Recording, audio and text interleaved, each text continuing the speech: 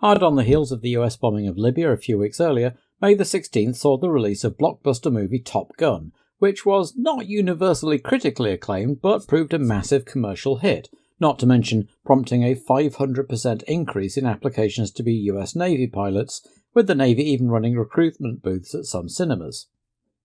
Top Gun was the first of the major summer blockbusters of the year, releasing the same week as sci-fi fantasy Short Circuit and Stallone vehicle Cobra.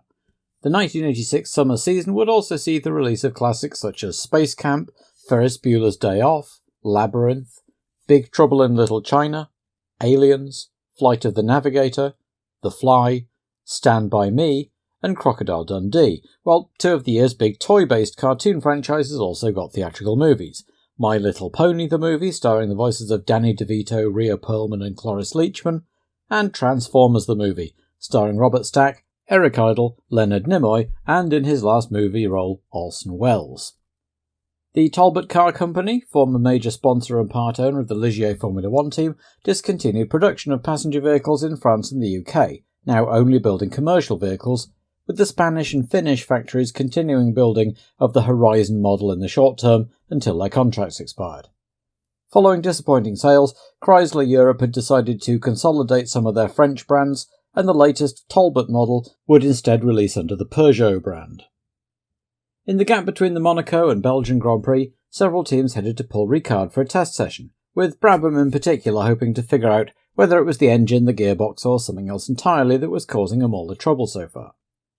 During the course of the morning, Elio De Angelis' rear wing collapsed at speed, pitching him at some 270 km an hour, nearly 170 miles an hour, into the barriers, flipping the car over them, where it landed upside down and caught fire, while Elio lay unconscious in the cockpit. Just as with Francois Hainaut's accident at the same track during testing last year, there were very few marshals on duty. Alan Jones arrived in his Haas Lola and pulled over to help, followed a few minutes later by marshals, wielding fire extinguishers but clad only in shorts and t-shirts. It took some 8 minutes to free Elio and get the fire out, and another half an hour for the helicopter and fire brigade to arrive from Marseille and transfer Elio to the hospital there. Elio De Angelis died of his injuries the following evening, 29 hours after his accident. BBC commentator Murray Walker was interviewed on British television the following morning and paid tribute to a driver who was often regarded as the last of the great gentleman racers. He was an extremely cultured and charming gentleman. He came from a very wealthy family, and I suppose he need never have done a day's work in his life if he hadn't wanted to. But he was a very fine driver. You never actually expected Elio to win. He did win twice, but you always expected him to be about the place. He achieved a high degree of consistency, despite what people said when he came into Formula One, didn't he? Yes, he finished in the top 6 43 times, and he actually averaged more than one World Championship point for every race he drove in, and that is a very considerable achievement. But in my opinion, the problem was that the safety standards, the very rigid safety standards that are applied to Grand Prix races and to the practicing, are not applied to the test sessions. There seems to be an attitude of it'll be all right. And I understand that there was inadequate fire marshalling at the Paul Ricard circuit. That's evidenced by the fact that the Brabham mechanics were putting the fire out. There was no helicopter there to take them off? There was no helicopter there. Now, all right, the Grand Prix teams maybe shouldn't go there under those circumstances, but equally you can, with all the benefit of hindsight, which we're enjoying now, regrettably, say that the governing body of the sport should make sure that the safety regulations at testing are as stringent as they are at the Grand Prix meetings themselves. And there was an immediate reaction within the F1 fraternity, with some drivers discussing boycotting the Belgian Grand Prix, while Jean-Marie Balestre announced an extraordinary meeting of the FIA to take place in June. It was assumed that this meeting would decree the testing sessions must now have the full safety standards like race weekends, but it was also rumoured that there would also be steps taken to limit engine power in another attempt to cut speeds.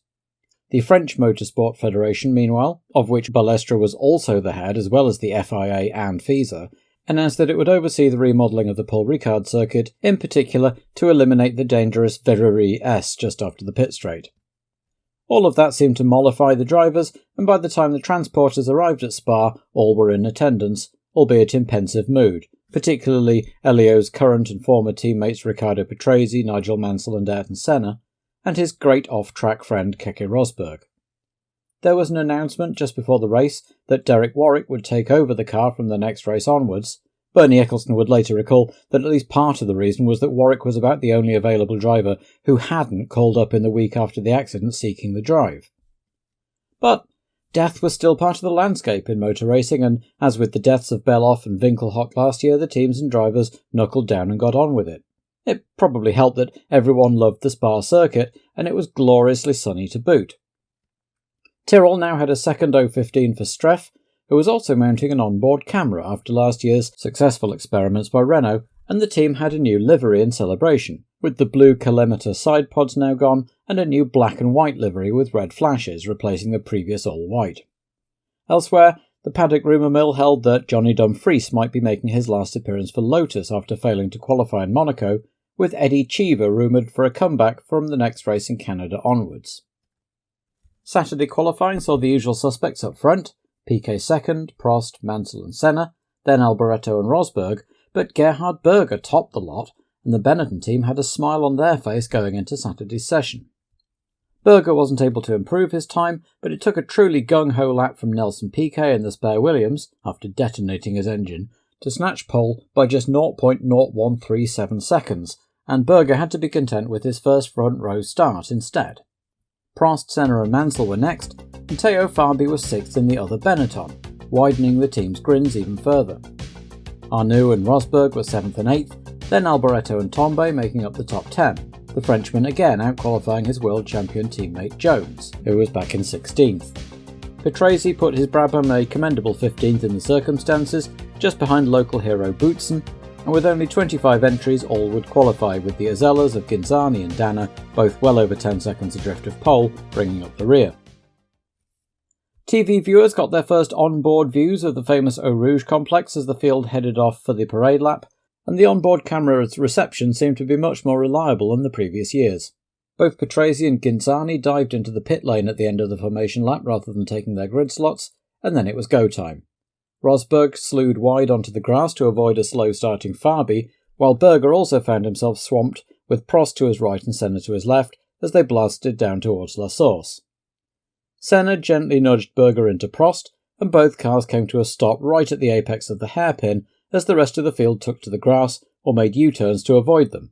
Once everyone was past, they got going again and both headed to the pits for repairs. It was a disastrous start for McLaren, especially because Rosberg had to take the long way round and rejoined at the back too.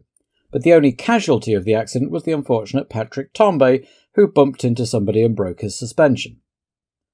All of which meant that Piquet and Senna were well ahead of everyone else, the accident having happened behind them. Mansell was third, and Johansson had leapt from 11th to 4th, Dumfries from 13th to 5th, and Jones from 6th to 16th, thanks to having been far enough back to avoid the accident and just drive past. Though Jones didn't keep 6th long and lost it to Lafitte. Piquet was already leading Senna by several seconds at the end of lap 1, while Mansell had Johansson and co right behind him. Prost's damaged nose cone was reluctant to come off, and he rejoined some distance behind the rest, while Berger lost 2 whole laps having his steering arm replaced. Unseen, Mansell caught and passed Senna for second, as Piquet marched off into the distance, and Dana retired with engine troubles, and then Mansell had an off-camera spin and dropped behind Senna and Johansson. Jones and Alboreto had meanwhile both moved ahead of Lafitte and headed up a peloton of cars consisting of Boutsen charging Rosberg, Brundle, Streff, Arnoux and Fabi. Rosberg's charge proved too much for his tag engine, which gave out after 6 laps, and Dumfries had an off-camera spin and bent his Lotus beyond repair next time around. If the Belgian director kept managing to miss the action, a well-placed camera at the top of the climb out of Eau Rouge was able to give a great sense of how the field was spreading out as he left it running long enough to see Piquet,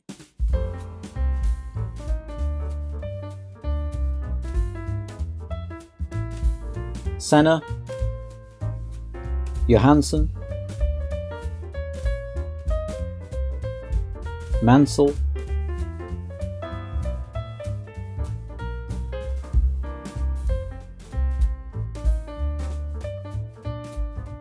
Alboreto,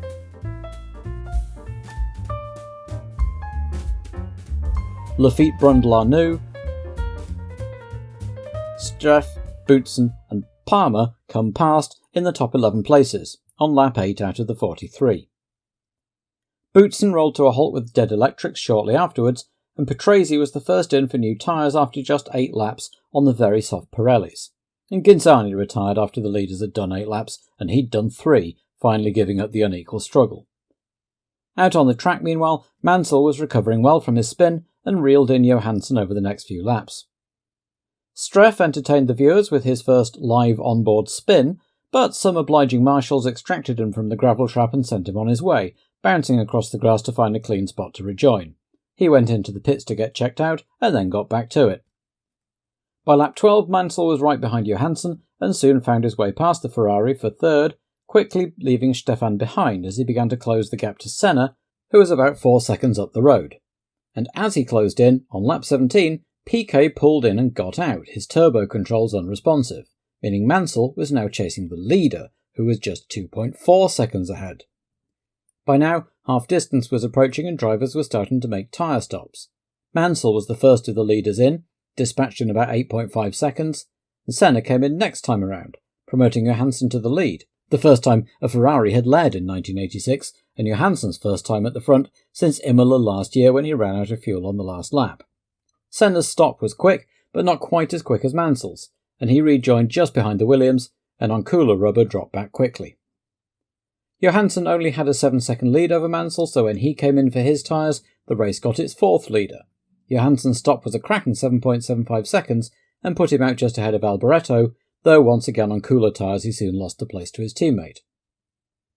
By now Prost had made his way up to 8th, which became 7th when Brundle's gearbox failed after 25 laps, and the defending champion was now lapping Berger, who he'd hit in the early stages of the race. Senna, meanwhile, having warmed his own tyres up, had caught back up to Mansell and had the gap down to 1.5 seconds by lap 28, which was about 2/3 distance. Mansell responded, speeding up a bit to reopen the gap, and Senna seemed to get the message and settle in for second place, and maybe hope Nigel might break down or have a Mansell moment and let him through. Jones came in for what turned out to be quite a lengthy stop, which put Alain Prost back in the points after a quite remarkable recovery drive, and a couple of laps later, Jones nearly promoted Prost another place, as he and Berger, waging their own private battle, nearly took Mansell out as he came round to lap them. Behind them, Johansson had caught up to Alboreto again, and the two Ferraris were having a spirited duel over third place, with 8 laps to go. Johansson hadn't stood on the podium since Detroit last year, while Alboreto hadn't finished a race yet in 1986, so the team bosses must just have been fervently hoping they would both stay on the track. The Belgian director cut away to watch Mansell lap Palmer just before Johansson got past Alboreto at the radio. Meanwhile, either Andrea de Cesaris or someone in his team had apparently got their sums wrong because the Minardi rolled to a stop with a whole 8 laps still to go. Jones likewise was driving with no instruments after an electrical failure early on, hence his long stop, and ran dry when running 7th with 3 laps to go, though he had at least gone far enough to be classified. Sura shed a wheel in the closing stages but was able to get to the pits and get a new one on, only to stall on his way out of the box. Nigel Mansell proceeded unhurriedly to his 3rd career win, with Senna having dropped back considerably, coming in second nearly 20 seconds behind at the flag. As Mansell and Streff, who'd crossed the line just behind him, were ushered off by the marshals, Sura emerged from the pits, saw the situation, and just continued straight into the Parc Fermé alongside them. Senna had in fact dropped back so far by the end that he was in danger of being caught by the Ferraris if the race had gone on much longer, but as it was he had to settle for 3rd, though from 11th on the grid it was still a pretty good result. Alboreto got his first finish in points of the year in 4th, Lafitte drove an uneventful race to 5th, and Prost took the final point, which proved the difference between McLaren and Williams in the constructors' race. Senna's 6 points put him ahead of Prost in the drivers' standings, with Mansell now 5 points behind the Frenchman and 3 ahead of his teammate Piquet after his bad couple of races. There was now a 3-week break before the Canadian and Detroit Grand Prix.